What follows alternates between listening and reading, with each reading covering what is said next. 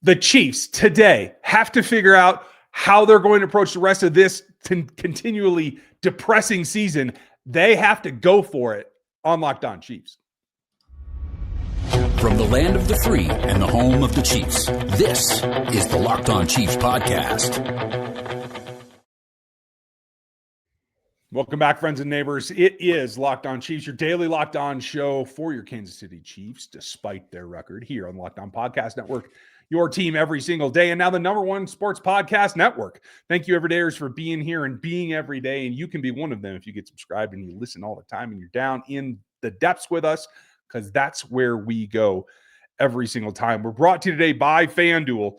You can get it right in the middle of the action this season with FanDuel. Place your NFL live bets all season long and through the end right now on FanDuel. I'm Ryan Tracy, the founder of Rogue Analytics and Performance Consulting, where we run down the draft class, the metrics that you need to know pre-draft. And I know a lot of your minds are on draft right now. I'm also over at NFL 33, where we look at the rest of the league, trends, statistics, et cetera, that you need to know about, and RGR football, where we deep dive. My partner, Chris, been doing this with me for 9 years, and a couple years before that on other shows that we did ourselves. 30 years-ish, 28-ish years covering this team between the two of us. And we very much appreciate you. You can find his work at KC Chiefs Corner on his Substack and get in the action over there. A lot to talk about here. A lot of letdown, a lot of hurt feelings this week. One thing that isn't hurting is the fact that there's more depth at tackle this year than there has been in quite a bit. And now there's a rotation there. What is it going to look like after Andy Reid's comments? That's how we start here in just a minute. But the bigger philosophy is, what do you do now?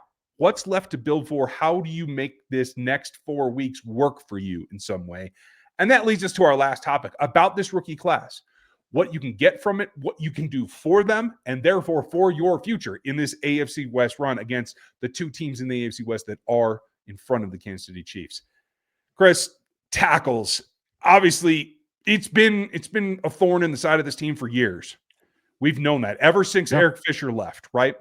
But this year, having thought you got it mostly sorted out, then to lose Josh for a while, get him back, and then lose him to injury yet again, and now Jawaan's injured as well. What you thought was your starting tackles have not been your starting tackles for this season.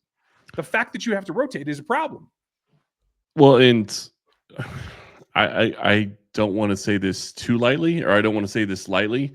You have to start wondering, is Simmons going to be able to stay healthy long term? I mean, you got to hope that he can. But now, coming off a major injury coming into the season, that's the only reason he was available for Kansas City, then breaking his wrist in this season.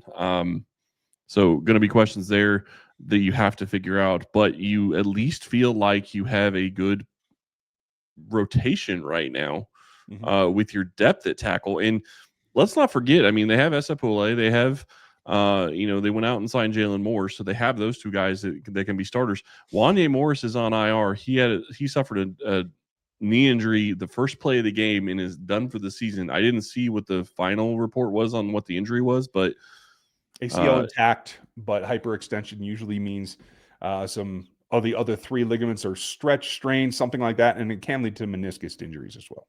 Yeah, I just didn't see if there was a specific tear, and I didn't think there was. But, I mean, he was obviously in severe pain, and with what is left in the season, I didn't think that there was any chance that he would be back. So it doesn't surprise me. But, again, you're looking at part of this is having to look at next year in 2026. Like, yeah, you have to play for 2025, don't get me wrong, but you're also trying to figure out what you have for 2026 to an extent, because it's going to play into what happens this offseason. You know, you and I have talked a little bit, I think, before the show, or maybe even after our show on Monday. You know, you start looking at 26 and it's like, okay, well, the offense is kind of set to an extent. I mean, you have a couple of positions where you have questions. Tackle, I mean, Jawaan Taylor is going to be gone. Jalen Moore is going to be here. Josh Simmons is going to be here. He'll be healthy by then. But then you start looking at, okay, what about Ethan Driscoll? You've got another guy on IR that they wanted to keep. So you have to feel better about it than you have in years. But it's still one of those things where you have to figure out what you're going to do and who's going to play what going forward. That'll be the interesting storyline. I know Pole has never played right tackle, but man, if I'm Kansas City, I'm really hoping that they shift him, because to me, it's a matter of getting ready for 2026 as much as it is trying to win the rest of the games of 2025. I agree with you. And for those of you that are wondering, no, I'm not an athletic trainer, but I am an exercise physiologist and a strength conditioning coach of 15 years. So a lot of experience with some of these injuries. Diagnoses, not my part of it. It's what happens after that. So just wanted to set that straight for those of you that might be wondering why I'll give you semi-medical information. I agree with you. And I think that's the thing is you got to find out what you don't know. And Jalen Moore had played predominantly on the left in the league, is right, backing up Trent. So there's a lot of question there. And I feel what's most important right now, as we sit in this situation, knowing that you have 4 games left, you still have an injured Patrick Mahomes at quarterback. Until they decide to put him on ice for the season, you have to protect him more so than you did 2 weeks ago or 4 weeks ago or 6 weeks ago. So for me, that means whoever is performing best at practice has to be on the left side of this line, period. It is not a question because the one thing you can't do is experiment to the point that you put Patrick Mahomes at risk. So I agree with you. I want to see Pole on the right as well. Well, but is that the best move? Pole played fantastic with no practice reps and no prep for probably the best defensive line in football. Like I understand matchups, and that was the thing that was really interesting to me going into this whole thing is we expected that Jalen Moore would probably be the left tackle if Jawaan Taylor wasn't able to go. They went with Wanya Morris because they felt it was a better matchup for them to have Morris on the left and Moore on the right. That's interesting. I'm curious to see how they see it this week against the Chargers. And we're going to be talking about them here in a little bit because there's some stuff to talk about when we talk about the AFC West run and the Chargers. But yeah, I don't know what they're going to do. Like, I agree with you. It needs to be the best player, but I also think, are you really going to say Jalen Moore is just as good as Pole with the way Pole played in that tough scenario? And to not put Pole at right and move Jalen Moore to left in game means that you really felt like he was capable of doing it. And that to me was interesting as well. And none of it was a surprise to me. For those of you who remember and have been here, you everydayers, I first mentioned Esa Pole before the draft when I told you they should go after him and even make him a possible 7th round, 6th round pick. They got him for something else. But the point is that he's back and he's always had this potential. The bigger question is you have to ask, why was this not identified earlier? Why was he allowed to be cut from this roster, knowing what else you had? That is the bigger question. And now the answer is going to come through in the next couple of weeks. They have to build on that. What else do they have to build on? That's next. NFL Sundays move fast. One big play and suddenly everything feels different. That's what makes live betting with FanDuel so exciting. You're not just watching the game, you're reacting to it in real time. With FanDuel, you can place bets on as the action unfolds, every drive, every momentum swing, every highlight moment. Live betting is the best when the game starts to try to find that shift, the receiver that gets hot, the defense that tightens up, and even the last-minute momentum flips after a turnover or whatever jumps into it. Right now, you can even bet on Super Bowl odds, and your Chiefs, despite their season, are still in it at 1,700. Plus, live spreads, money lines, they just go on top of all that. Player props are there as well.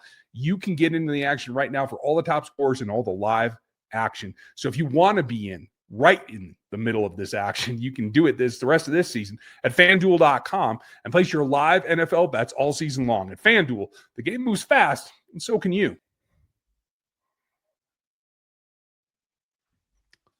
Really quick to finish that thought, I agree with you. Why wasn't it identified? But it kind of goes back to me to what we kind of talked a little bit about on the squad show and maybe even a little bit on Monday, that I think the coaching staff needs to probably be overhauled. And I do think that there's some questions there. But the other part of that is Andy Reid and maybe even Andy Heck to an extent have always seemed to prefer veterans versus rookies, especially on the offensive line. And I never understood it why they went with Wanya Morris when it didn't seem like he was really a great option for them versus a guy that seemed to play well in the preseason in Pole. So I get it on that side. It's very, very difficult, I think, for coaches in particular, once they start working with a player to look past their initial evaluation. If that evaluation is incorrect or incomplete, I think that leads to some of these things. And I do think we're going to have to talk about how you build upon this loss is incredibly influential on how the front office and the coaching staff see their needs going into next season. They have to align more closely. There have been a number of examples where they are not in sync. The Uche signing, 4-1, is something that stands out as a sore thumb where you are not on the same path as an organization. So that's what building on this is about. It means you have to take advantage of what you did well. You have to get the ball out. You have to play with intensity. You have to be able to run the ball a little bit. I thought that in terms of like the play call balance, I thought it was there. I think the play call decision-making was bad at times.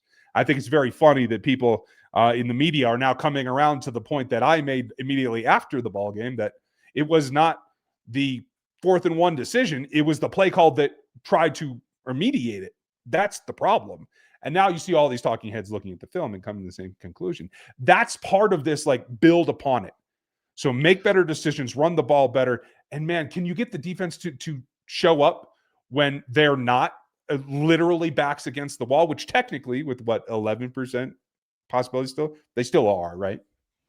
Yeah, and we're going to talk about this a little bit more when we get to the AFC West part of the conversation, because it is really relating to the Chargers, and that's part of the reason why it was kind of good that we're recording this today as opposed to trying to get this out before the Charger game last night, because them winning against the Eagles really changes things for the Chiefs. Yeah. It definitely is going to make it a lot harder for them to make the playoffs. Kansas City still it doesn't control its own destiny, and they haven't for a long time. And with that loss to Houston, they really don't control their own destiny. So we'll have to see how that shakes out. But I go back and I start looking at this, and you can say that they should have run the ball on 4th and 1, and I'm not saying they shouldn't have. But the one thing that has always seemed to be a problem for Kansas City, and part of it is running back, but part of it isn't. It's also scheme. Kareem Hunt is fantastic at getting 1 or 2 yards. But when the scheme and the players don't block it right, that's a problem. And this offensive line has struggled with run blocking for a long time. I know it's not what they're trying to build it towards. They're not trying to build it as their strength. But I also think it's not built to be even something that they're even really good at, so to speak, because they want guys that are going to be pass blockers. And I don't think the scheme really fits, especially when you're talking about some of the things where you're pulling a guard across to make a block. Like, yeah, that's just bad play design or bad play calling. Right. At times you can do that, but in specific situations you can't. I agree with you in principle. You are absolutely right about being able to execute, but look at this season's stats. They are 11 of 12 in short yardage situation when you hand Kareem Hunt the ball. Yeah. Period. That's right now today. They are 2 for 2 in faking it to him, and they're 0-2 on short yardage situations when he's not on the field. It's very, very straightforward. You have to build on the fact that you've gotten to this point where you've almost resurrected, at least in the short yardage situations, what was a run game that for the last several years has not even been there. You have to continue to mold that for the offensive line, if for no one else. And not only that, but let's go back even just 2 or 3 years. How bad has the Chiefs' short yardage been for years until this year? Mm-hmm. Like, that's really been a huge issue. Like, you'd almost feel better about being in 3rd and 6 versus 3rd and 2. Like, that is a reality. This offense faced multiple times in the past 3 years. It hasn't been the case this year.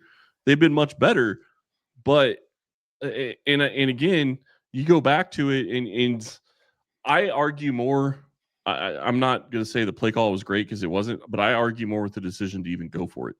Because to me, while I've said all season long, continue to be aggressive, the metrics said I think you should go for it by maybe 3%. Yeah. The metrics can't take into account how well your defense has played.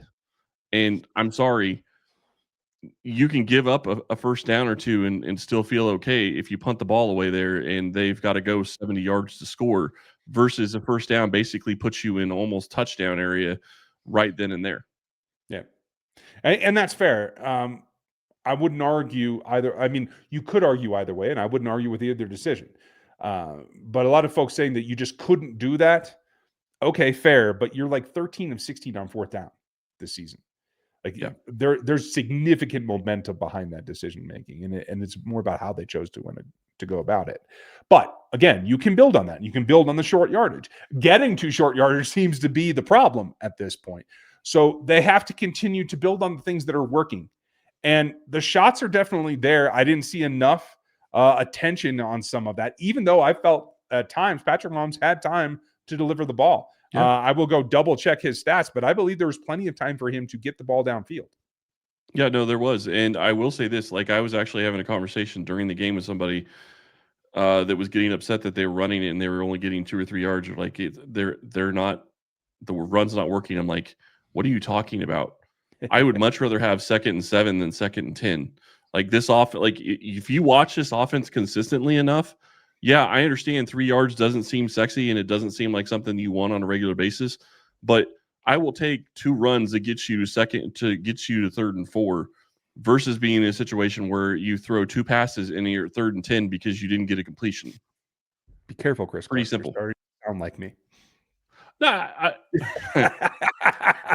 I'm just saying they were doing like the one thing that I have said all season, like I don't want to take the ball out of Mahomes' hands, and I still don't want to do that. But you need to be able to run the ball at times, and you need to be able to make it to where it's not predictable what you're going to do. Because I think the other part of that play specifically that we've talked about on 4th down is it was predictable they were throwing it. It wasn't just a matter of could they run it. Hunt wasn't on the field. Like you're in a scenario where you're running something where you don't have your best player to do what they would expect you to do, so they're not looking for that. Yep. So I think that there's multiple different things that are going wrong here. And all I'm saying is, like, I'm not saying you have to run it 50% of the time. I never want to see the Chiefs do that with Mahomes as their QB, to be clear, especially with the running backs that they've had in the past.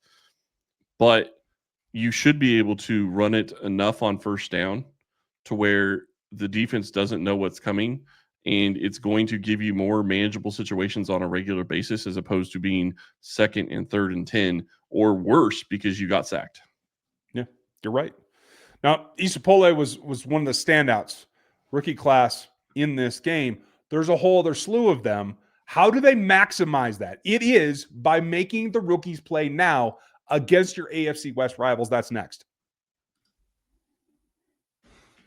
There's no reason to let big wireless drain your wallet, especially during the holidays.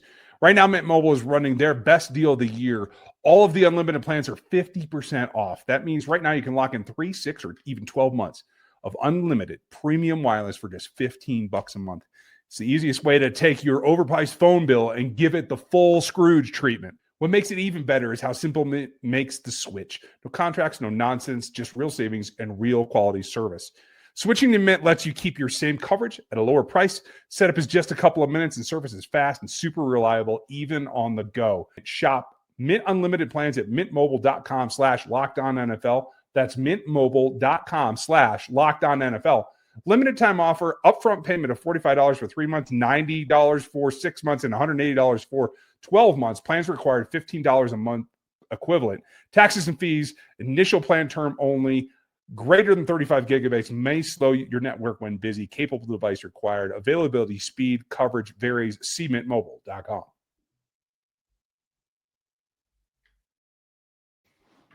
I just want to throw this out there. We made an Everydayer Club, so you need to go check this out. Go check out in the show notes. We will tell you how to become a part of our Everydayer Club.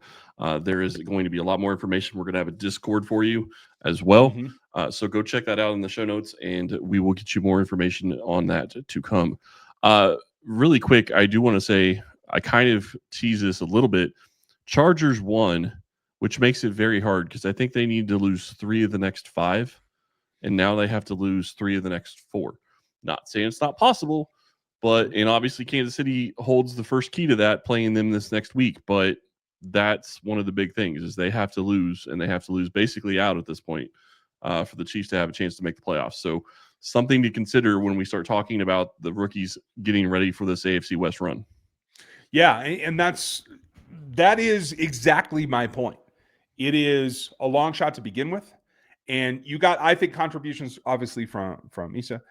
Not enough from Bashard Smith, but when he was on the field, I thought he did well, especially in the game. I thought he did bring some juice. And I thought Ashton Gillotte played pretty well. On review, especially when moved inside, he held his own. And I think you have to double down on that. He's had an up and down season, but with Omar Norman-Lott out there, obviously was a big part of the plan for the defensive line. You have to do everything you can to bolster that defensive line because that is the key unit going into the offseason that you have to correct. So I want to see Gillotte on the field all the time. I don't need to see Charles Omenihu. I don't need to see Mike Dana out there at edge. I need to see Ashton Gillotte.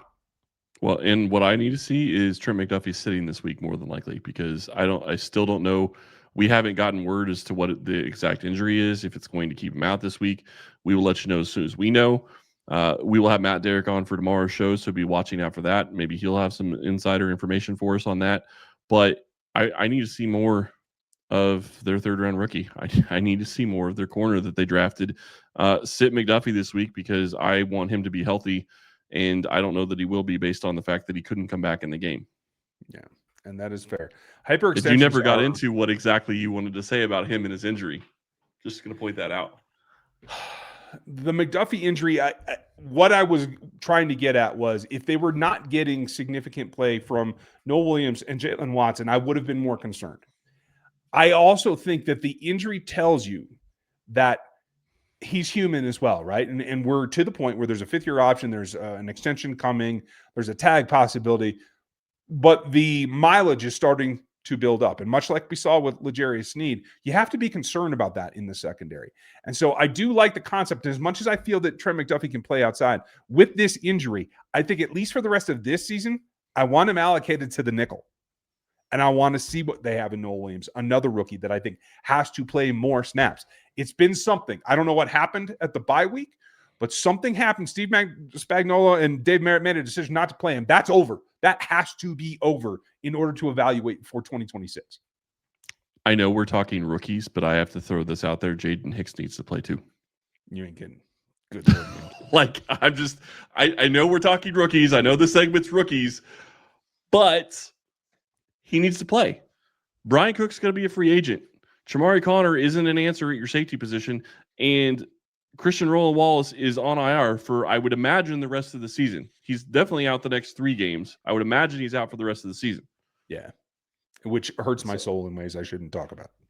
Well, fair enough. But Jaden Hicks needs to play. Like, he may as well be a rookie with as much as this Chiefs defense has used him to an extent. Like, he's played a couple of snaps here and there. He's played significant snaps at times, but I don't understand it. I can't fathom why they have continued to have him on the bench. You need to know what you have at that position, because when we start talking about, let's run it down real quick. Offensive line, I think you have to feel pretty good. Like, I think you feel like you have 5 guys for 2026. Mm-hmm. I think you feel pretty good about where you are at wide receiver for 2026. I'm not saying you can't make an addition, but you feel pretty good at least about your top guys for 2026. Back up to D-line, though. You might have 5, but you don't have 5 starters. On offensive line? Oh, I thought you said defensive line. Okay, I started to panic there. Offensive line, yes, I'm with you. No, I'm just saying roster-wise, what we're talking about is trying to figure out where we need people for next year, because that's kind of what we're looking at with this. So I think you feel pretty good. The question is Travis Kelce. We won't know that until the offseason, so not going to touch that one. But running back, you obviously need to make a move and make an adjustment. Quarterback, obviously, you feel pretty good. You flip it over to the defensive side of the ball. Chenal is going to be a free agent.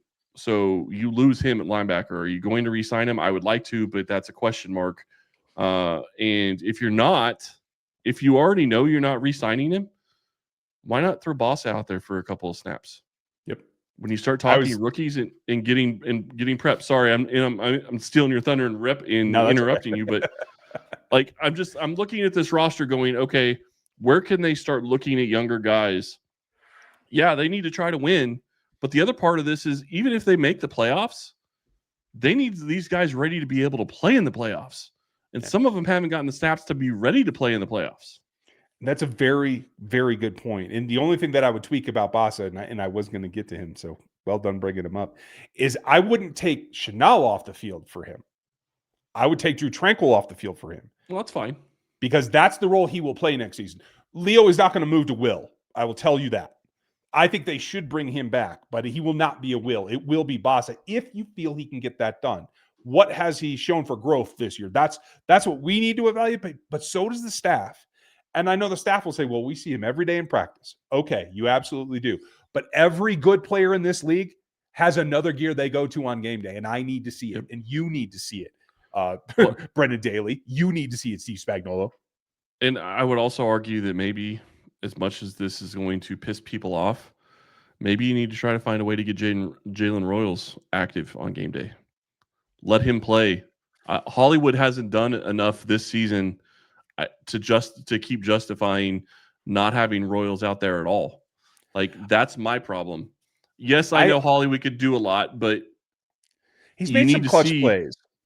He's made some when they needed it, is the only thing that I would say. Until they're mathematically eliminated, I would hold off on Royals, but I totally see your point. Well, I'm just saying, get the young guys some snaps. It doesn't necessarily have to become at Hollywood's expense. It could be somebody else. But Thornton has made plays for him. Okay, Sid Juju, if you're not going to use him in the offense. Juju, I know, has made a couple of plays here and there, but you're not using him on a regular basis. So find a way to get him on the field. You also had 4 tight ends in this last game, but you didn't use them like I was expecting them to. And I don't know that I said this on this show, but I'm pretty sure I said this. I know I said this on the squad show. You ran with 4 tight ends. I would not have cared if they came out and ran a 4 tight end set. I agree. Would not have cared. Completely. I would have loved it because the 4 tight ends they have can all catch to an extent. Right. Noah Gray makes you think that he can't with the way he played this last game. Travis Kelce too as well. But yeah, I mean, and to that extent, Jared Wiley's another guy that you need to get involved and let play. Yeah, I agree. Both, for the record, Tyquan Thornton and Juju Smith-Schuster are going to be free agents come this offseason. Thornton will be a restricted rights free agent, so you don't have to worry about that. And the question becomes, do you see Juju in your future?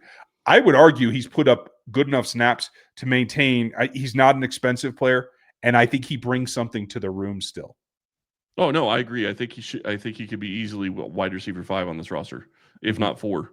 Yeah. 5, because I think Royals should be 4. But yeah, I think or 3, depending on Thornton and how you look at that. But yeah, like, I mean, there's lots of different ways you can go. But you're going to have Rice, you're going to have Worthy next year, you're going to have Royals next year. So it's just a question of, is there value there? To me, I think there's value for Juju, especially on a limited deal, which is what he's going to be. I would not go re-sign Hollywood Brown for what you've paid him 2 years. It hasn't been worth that value. So that's what I would look at. But I say all that going through the roster to look at a couple of different positions. Is Nico Remigio your answer at kick returner? I know that's not a huge issue, but they haven't broken anything this year. Is that coaching or is that the returner? So yeah, that's a conversation to have too, is Dave Tobe and how that all works. But the bigger conversation is you start looking, we've already talked about Nohl Williams. We've kind of talked about Jaden Hicks. You start looking at the defensive line. What in the heck are you going to do in 2026 on the defensive line? Chris Jones should be here. Karlaftis will be here. What else do you have? Omar Norman Lott's back. Gillotte. What else you got? Exactly my point. You can't give Omar any snaps, right? You can't improve his experience right now. You can do that for Ashton, and you have to do that right now. There is a future, and I don't know how likely it is, but in the multiverse here, if this were a Marvel movie, there is one of those futures that had Ashton Gillotte and George Karlaftis as your bookend defensive ends next year. I don't know if that's the best one forward or if that's the one that gets the gauntlet surrendered. But that is one of the possibilities. They have got to figure out this D-line and what they have in Gillotte. Well, that's just one of the things. Yeah, you have Tillery, Noddy, and Pennell all as free agents after this season. And you also have Minihue as a free agent. So you have Dana under contract for another year, but you're going to lose. You could lose Minihue, Tillery, Noddy, and Pennell. I mean, like, yeah, that's 4 of your top 8 defensive linemen, and FAU is going to be, I think, is going to be a free agent too. So, I mean, I really don't know what you're thinking you're going to do with that position, but they absolutely need to rehaul the defensive line. It needs to be the focus of the offseason. because the reality is they have not given it enough depth in the last couple of years, and it's definitely is a positional group that needs to be rehauled. It definitely does. And there's more to talk about. You hit a topic that we'll hit later in the week, and we'll go through that about special teams. But tomorrow we got to find out what Matt thinks and what the mood is inside the building. We will have that for you tomorrow. Then we have the Intel show where we find out what's going on with the Chargers and if they can really pull this off. And then we'll have the preview game for you where I'll tell you about the special teams and what we need to see in order to make that go. But we appreciate it if you like and sub and do the things, because you everydayers make the world go around, and we are here for you every time. Make another Locked On show your next listen. We appreciate you. We'll talk to you tomorrow.